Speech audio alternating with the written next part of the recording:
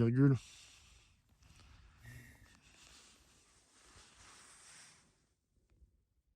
Je m'appelle Esteban Daligo, j'ai 25 ans, je suis né à Salanches, à côté de Chamonix, et j'habite à Grenoble depuis 2 ans maintenant. Vous allez tout savoir.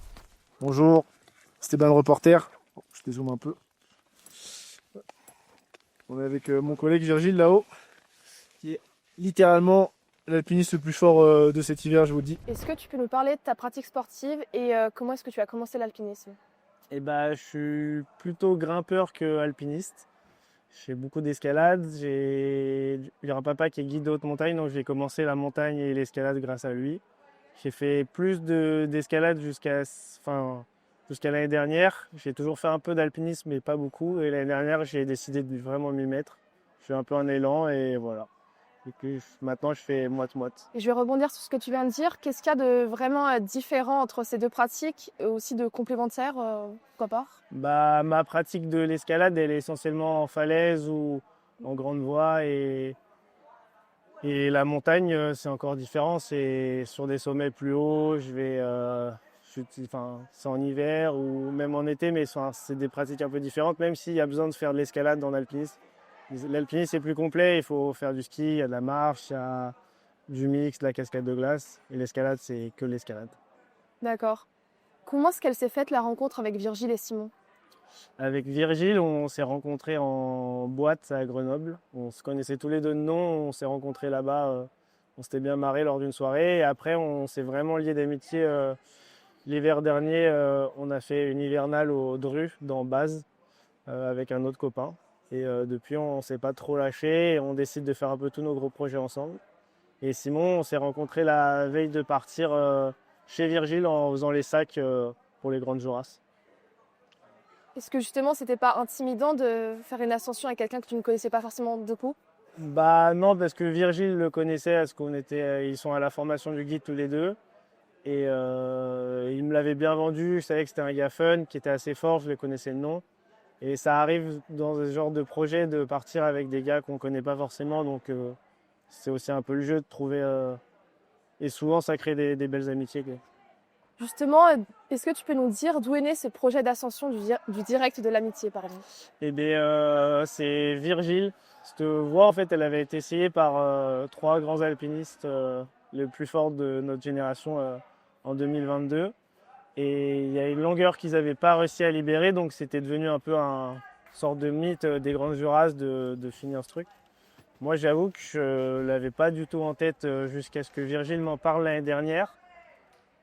C'était toujours pas un projet pour cette année, sauf que Virgile, lui, il avait vraiment envie d'y aller. Et là, il y a eu un créneau et il m'a proposé. Ça s'est un peu tout décidé en une journée. Donc voilà, c'est un peu né comme ça. C'était surtout une idée de Virgile. Et moi, après, j'étais jamais allé aux Grandes Jorasses, donc j'avais envie d'y aller aussi. Est-ce que tu as eu une préparation physique, mentale ou logistique particulière en amont de cette ascension ou pas forcément? De cette ascension-là, non. Après, j'ai une pratique très très régulière en escalade. J'ai fait un peu de la compétition. Je suis coach pour les équipes de France, donc j'ai une logique dans ma pratique qui vise un peu à performer. Après, pour cette ascension-là, non, je fais un peu au feeling et on y va pour s'amuser, quoi. J'ai déjà fait d'autres hivernales, d'autres sommets un peu durs.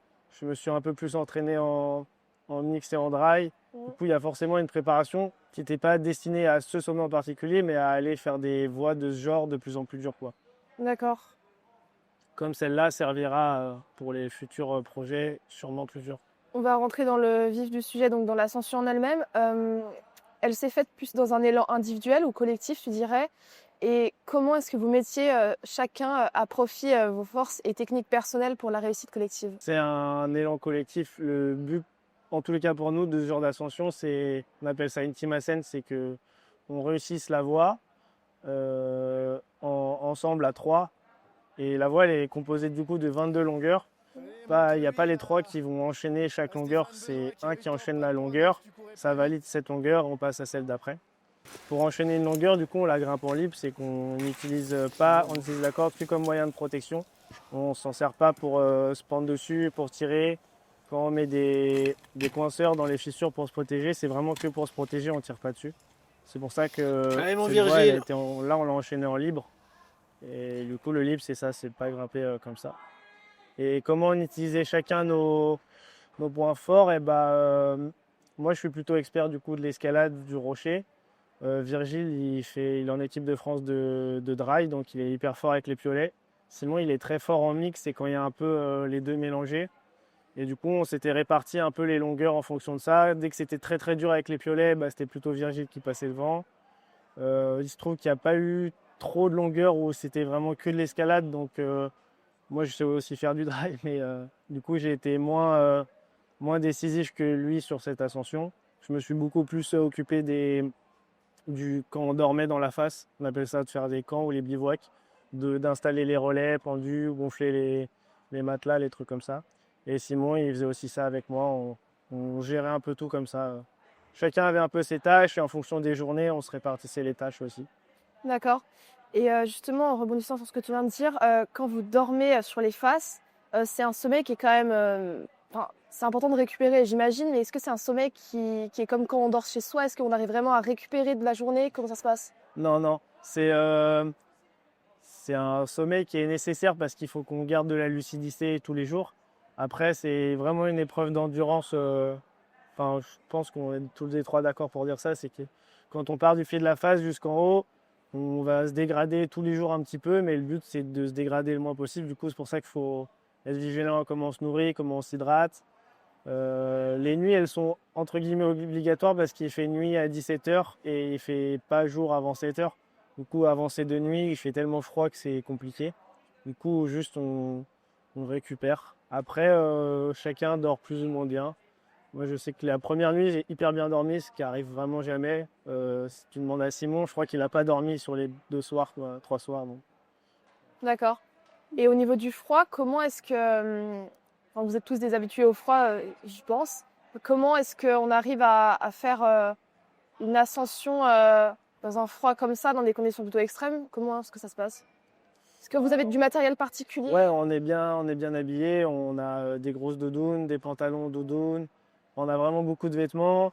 On change souvent de paire de gants. On n'a pas les mêmes paires de gants pour grimper que quand on assure parce qu'on est plus immobile. L'alimentation, ça joue pas mal parce qu'on perd vachement d'énergie avec le froid. Du coup, il faut s'alimenter.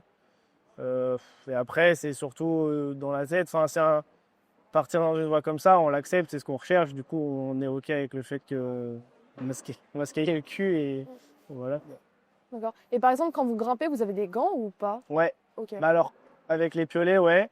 Et si vraiment c'est que du rocher et que c'est plus facile avec les mains, enfin, moi je sais que je suis plus à l'aise avec les mains qu'avec les piolets, j'enlève souvent les gants. D'accord. Et après, chacun a sa résistance au froid. Moi, je résiste assez bien. On a un peu les ongles qui se décollent, les trucs comme ça, mais c'est pas. Enfin, c'est OK, quoi. D'accord.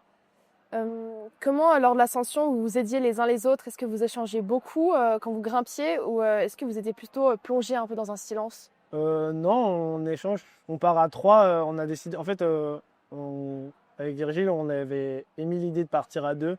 Et on décide de partir à 3 parce que les longueurs, là, en hiver, c'est très long à grimper. On passe à peu près 1h30, voire 2 heures dans chaque longueur. Et du coup, quand tu es tout seul à assurer, c'est cool d'avoir un pote, même si déjà pour t'aider et rien pour parler et tout ça. Donc ouais, on parle souvent, on s'encourage. Enfin, c'est vraiment une ascension collective. On est là à 3, on se marre à 3 et c'est pas du tout, il n'y a pas du tout un silence qui s'instaure ou un truc, chacun est plongé dans son truc. D'accord. Et l'échange, il n'empêche pas la concentration, c'est vraiment pour se pousser vers le haut, quoi. Ouais. Ok. Bon, après, on est concentré, mais enfin, je pense que en tous les cas, pour notre cordée, on voit ça un peu comme un. Enfin, vraiment, on y va pour s'amuser. On avait de la musique, on avait un caméscope pour on essayait de faire des clips. Enfin, c'était vraiment. On est hyper. On est en pleine conscience de tout ce qu'on fait parce qu'on sait que c'est quand même dangereux, qu'il faut faire attention. Mais on part là-bas parce qu'on aime ça et que ça nous fait vibrer, ça nous fait marrer. Et du coup, on garde un peu cet esprit bon enfant dans la face, quoi. C'est vrai, j'ai pas essayé. Je suis un peu la fiotte là. Je laisse un peu Virgile faire. Mais j'aime bien, je crois. On est bien là. Bien d'être là. C'est tellement raide. Ah, c'est ouf. On est pendu, plein fer. Non, on est même plein Cette nuit, on va sûrement dormir là, genre pendu par là. Il est vraiment là. Est-ce qu'à un moment de l'ascension, personnellement, tu as ressenti un doute, une peur, une hésitation quand quant au succès de cette voie, comment tu as fait pour puiser dans tes ressources pour réaliser cette ascension? Il y a eu un premier petit doute le premier jour parce qu'on s'était fixé donc on essaye d'avoir un nombre de longueurs à atteindre par jour voilà, parce que le créneau météo à la fin il se fermait, il y avait trop de vent et il fallait absolument qu'on sorte le mercredi soir. Donc on se fixe un quota. Et le premier jour, on avait 3 longueurs de retard par rapport à ce qu'on s'était fixé. Et en fait, ce qu'on s'était fixé, c'était ce qu'avaient fait Benjamin, Léo et Seb en 2022. Et je pense qu'on était un peu moins rapide, peut-être des conditions un peu plus sèches. Enfin, on s'est un peu dit, on a peut-être été un peu ambitieux d'aller dans une voie où des gars comme eux, ils ont déjà été très forts. Et c'est le seul petit moment de doute que moi j'ai eu. Après, en fait, ça a vraiment bien déroulé et ça a été assez fluide. Et cette ascension, elle a été vraiment, la clé de cette ascension en libre, ça a vraiment été Virgile sur 2 longueurs qui a été vraiment hyper fort et qui a été vraiment décisif. Et du coup, moi, j'ai eu forcément un peu moins de doutes et un peu moins de... Enfin, j'ai moins eu besoin de puiser dans mes ressources mentales et tout ça parce que les 2 longueurs vraiment clés, c'est lui qui s'en est chargé. S'il était tombé, du coup, on avait un peu convenu que s'il tombait, c'est moi qui essaierais. Si j'avais dû essayer à sa place, peut-être que là, ça aurait été plus dur mentalement, mais il a réussi les 2 du premier coup, donc ça a été un soulagement pour l'équipe. D'accord. Donc pas forcément de moments très difficiles durant l'ascension, de moments critiques en soi. Je pense pour nous 3, on ne s'est pas fait écraser, entre guillemets. On a avancé lentement, mais sûrement tout le long, il n'y a pas eu de moment où on s'est dit là c'est chaud. À part ce premier jour, on s'est un peu posé des questions, mais c'était D'accord. pas du tout très dur mentalement, quoi. Et justement, une fois arrivé au sommet, qu'est-ce que tu ressens? Qu'est-ce que vous ressentez tous? Est-ce que c'est un soulagement, une joie, une fierté partagée? Qu'est-ce que c'est? Mais le sommet, il est un peu particulier parce que tous les droits, on est persuadé qu'en fait, dans notre imaginaire, le sommet des Joras, c'est une grande terrasse plate qu'on aurait pu sauter dans les bras et tout. Et en fait, on arrive sur une toute petite arête avec du vent en plus. Et on a des gros sacs sur le dos parce qu'on ne peut plus les hisser à la fin. Et du coup, ça a fait un peu un ascenseur émotionnel.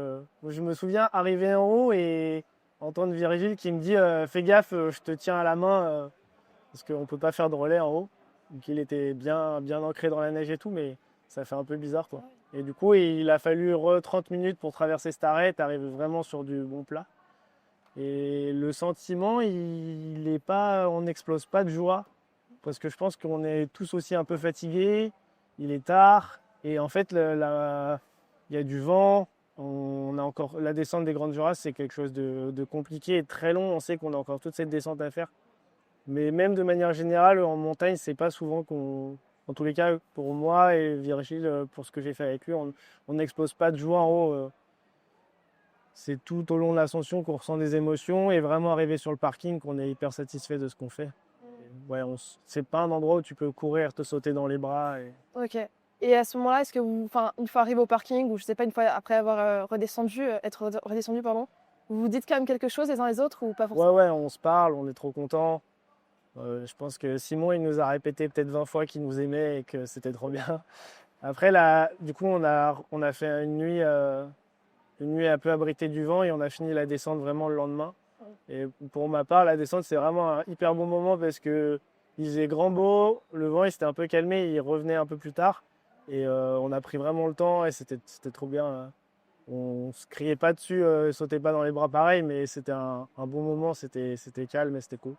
D'accord. Benjamin Védrine, qui est donc un grand alpiniste qui avait échoué sur cette même voie en 2022, il a tenu à vous féliciter sur Instagram, si je ne me trompe pas. Qu'est-ce que ça fait de recevoir les félicitations d'une légende, d'une légende en tout cas d'un pionnier presque français de la discipline? Et qu'est-ce qu'on ressent quand on fait mieux que l'un des plus grands? Euh, Bah, Benjamin, c'est notre idole. En ce moment, ce qu'il fait en montagne, je sais pas à quel point ça sera égalé ou dépassé dans les années à venir, mais il est complètement lunaire dans tout ce qu'il fait et dans plein de domaines. Du coup, nous, on le regarde avec admiration, on est hyper content et quand on reçoit un message de lui pour nous dire bravo, c'est pareil, ça nous fait vraiment énormément plaisir et on est un peu fiers. Faire mieux que lui, je prétends pas du tout faire mieux que lui, parce qu'en plus, la manière dont ils ont fait la voie, ils faisaient un enchaînement de 3 voies à cette époque-là. Ils ont décidé d'arrêter d'essayer de faire du libre, parce que je pense pour des raisons de temps ou quoi. Enfin, si nous, on arrive à faire cette voie aujourd'hui en libre, c'est parce qu'ils nous ont ouvert la voie, qu'ils avaient pratiquement tout fait sur cette longueur. Euh, voilà, du coup, non, je pense qu'on est hyper fiers d'avoir réussi le tout petit plus par rapport à eux lors de cette ascension. Et on essaye de suivre leurs traces comme on peut, quoi. Après, suivre les traces de Benjamin, c'est de très loin, mais D'accord. Euh, pour le futur, est-ce que tu as des projets précis ou est-ce que tu te prêtes d'autres ambitions de cette envergure-là ou tu sais pas encore ouais, avec Virgile, toujours, on a des idées là. On aimerait continuer à essayer de soit libérer des voies, soit en ouvrir. On a envie de pousser un peu de pousser nos limites dans justement ces longueurs de mix, les cotations, essayer d'aller chercher encore un peu plus haut. Donc on a un peu des projets et après on aimerait bien s'essayer à partir des montagnes un peu plus hautes, des choses comme ça. Mais on y réfléchit, on se laisse un peu aller. On a une manière très, ouais, je sais pas, bon enfant de faire de la montagne. On aime bien, dès qu'on a une opportunité, on essaye de la saisir, sinon on se prend pas trop la tête. Et D'accord, on n'a pas une pratique très professionnelle encore. d'accord. Parce que l'alpinisme, c'est un sport qui finalement est plus collectif qu'individuel. Il y a les deux manières, je pense, de pratiquer. Ces projets hivernaux de grande face où on reste longtemps, à part si tu le fais en solo, au final, c'est quand même une ascension collective. Tu as besoin des autres. Ouais, c'est des team ascent, comme on appelle ça. Après, il y en a qui font du solo, comme Charles ou comme Binge, qui ont fait ça, où tu restes plusieurs jours tout seul. Et sinon, il y a des manières de pratiquer seul. Quand je fais des records de vitesse ou des trucs comme ça, et ben, là, tu es tout seul. Nous, notre manière de pratiquer, elle est plutôt collective. On est plutôt encordé et on fait ça à plusieurs. Tu parlais du froid là, vous montez en chaussons. En gros, on monte tout en chaussures d'alpi. On a des grosses là. Ok. Et ça arrive que des fois, on sorte les chaussons sur les longueurs dures. Là, on a sorti les chaussons que pour une longueur. Ok. Donc Virgile. L'hiver dernier, au Drude en base, moi j'ai quasi tout fait en chaussons et sans piolet, quoi. J'ai quasi tout grimpé. Et froid avec les chaussons. C'est ça votre. Mais je pense que chacun a ses résistances. Moi, j'avoue que ça m'a jamais. Enfin, j'ai très froid, hein, je dis pas. Ouais. Mais j'ai pas l'impression de prendre de risques non plus. J'ai pas les pieds qui deviennent bleus. Ouais. Par contre, c'est sûr, c'est que ouais, j'ai des chaussettes dans mes chaussons. J'ai les pieds tout bizarres. Et ouais, j'avais tous les ongles qui se décollaient. Ça faisait hyper mal. Mais pas de là à me dire que c'était dangereux. Après, il fait pas. Enfin, dans les Alpes, là, au mois de novembre, l'eau, elle gelait. Il devait faire -5 la journée, peut-être -10 la nuit. Mais c'est pas des froids à -25, quoi. Ouais, quand t'es bien équipé, ça passe quoi. Ouais, et c'est jamais très longtemps, tu vois, une longueur, bon, tu gardes peut-être les chaussons 1 heure en tout, 1 heure et demie. Ouais, t'as froid, mais c'est pas. On ne demande pas de rester 4 heures les pieds à l'air. Et quand tu grimpes sans gants, pareil, tes doigts, t'arrives bien à les boucher, etc. Ouais, bah, tu prends des onglets. Je sais pas, on a peut-être des vidéos où on crie comme des animaux parce qu'on a des onglets, ça fait hyper mal. Mais c'est pareil, enfin, c'est comme au ski, quand t'as l'onglet, ça fait hyper mal 5 minutes et après ça passe. C'est pas. Enfin, c'est forcément des conditions un peu particulières, mais c'est pas. On n'est pas en froid polaire de l'Alaska. Oui, oui, ouais. Il fait plus froid que dans ton salon, mais. Et c'est particulier de dormir comme ça dans le vide. Ouais, Parce que les gens disent, ouais, c'est. En vrai, on l'avait jamais fait, hein. Enfin, moi, j'avais déjà fait dans des porte-à-lettres rigides, les grands. Ouais. J'avais fait ça au Brésil ou l'hiver dernier avec Virgile dans une voie qu'on a ouverte. Et là, on l'a fait du coup en porte-à-lettres gonflable. Donc, c'est une place qu'on gonfle. Et ça, on n'avait jamais fait. C'est assez bizarre. Et ce qui est assez ouf dans les grandes Jurasses, dans cette voie en tous les cas, c'est qu'il n'y a pas une vire. C'est jamais ultra raide. Au Dru, c'était vraiment hyper raide quand on était au sommet. On voyait pas le début de la voie, Ah ouais. tellement c'était raide. Par contre, il y avait tout le temps eu des vires où on pouvait dormir vraiment allongé. On n'avait pas pris de porte-à-lettres. Là, c'est une espèce de grande rampe de skate comme ça et il n'y a pas de vire.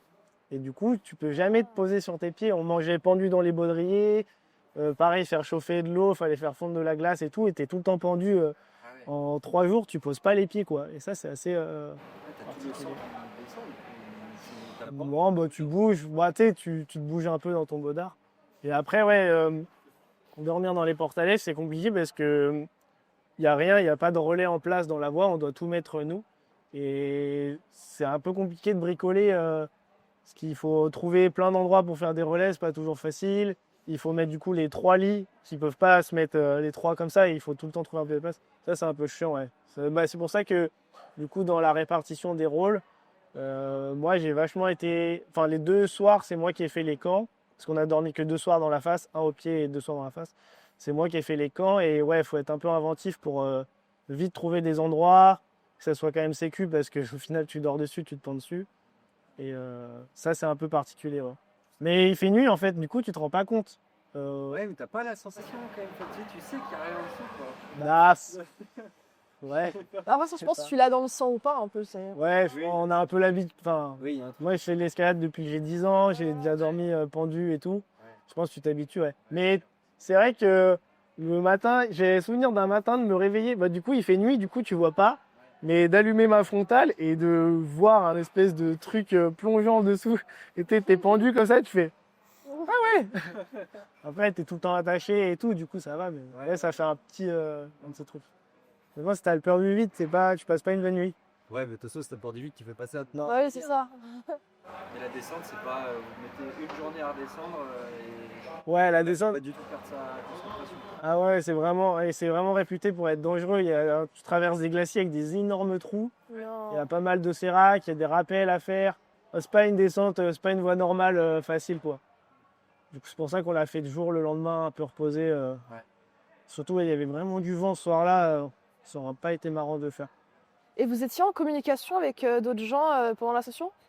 On avait Léo, Billon et Seb qui étaient dans la cordée de Benjamin en 2022. D'accord. Et qui Ils vous nous donnaient avaient des par infos? message, ou pas des infos, plutôt on s'envoyait des messages Ah oui. pour rire. Ah, Seb, il nous donnait un peu les points météo. On avait un gars qui nous faisait la météo aussi. ok. Je sais plus son nom. Mais il nous donnait tous les jours le bulletin pour être sûr parce que, en fait, le créneau, on savait, au début, on est un peu parti alors qu'ils annonçaient mauvais le dernier jour, quoi. Et justement, ce gars de la météo, il nous a dit que ça allait s'améliorer, donc, et ça a été vrai. Et on avait prévu de dormir 3 soirs pour avoir le temps, justement, au cas où on n'arrive pas à la longueur du premier coup. Et au final, on n'aurait pas pu parce que le jeudi, il fallait pas qu'on soit au Grand Jura. Donc ça a été heureusement que Virgile a fait les 2 longueurs dures à vue. Ouais, vraiment. Enfin, même, il y avait toutes les autres longueurs qui étaient dures, mais ces 2-là en particulier. Et vous avez rentabilisé le caméscope ou pas? Pas trop. Il était lourd, franchement. Je sais pas, on doit avoir peut-être 20 minutes de vidéo avec. Ah ouais. C'est marrant ça. En fait, la veille, on avait été allé skater parce qu'avec Virgile, on skate. Mhm. Et on s'était dit qu'on allait faire un montage avec du skate et de l'alpinisme. Je pense qu'on a genre 2 heures de vidéo skatepark contre 15 minutes au Grand Juras. C'est pas hyper rentable. C'est pas mal. En fait, c'est un peu chiant de le sortir. Bah ouais. Mais c'est dommage parce que ça fait des images stylées. Mm. On aurait dû le sortir plus. Mais je pense que quelqu'un qui aime bien les images et tu vois, qui a comme projet de faire un montage derrière et tout, Ouais. il s'en sert. À nous, juste, on s'en fout en fait. On est mauvais, hein. Du coup, on a des images cool, mais on s'en est même pas servi. Bah, ça a l'air d'être le Faire un motion show. un peu de vous en foutez, quoi. Ah, Vous notre savez ce team, que vous ouais. faites, mais vous en foutez. C'est ça qui fonctionne. Ouais. Ouais. Ouais, on est vraiment en mode où on va s'éclater, s'amuser. Peut-être que même si vous vous prenez trop au sérieux, vous n'allez pas réussir à faire ce que. Je pense, c'est pour ça, tu veux qu'on nous demande des projets futurs, on a plein d'idées, mais de là à dire que vraiment on va s'entraîner pour ça ou des trucs comme ça. Ouais. Je pense que ce qui fait un peu notre force, c'est quoi, on part un peu au petit bonheur la chance comme ça sur les coups de tête. Moi, tu vois, le topo de la voie, je l'ai découvert sur la marche d'approche parce qu'on est parti de Cham pour le haut pied. J'ai regardé mon téléphone pour savoir ce qu'on allait faire vraiment, quoi.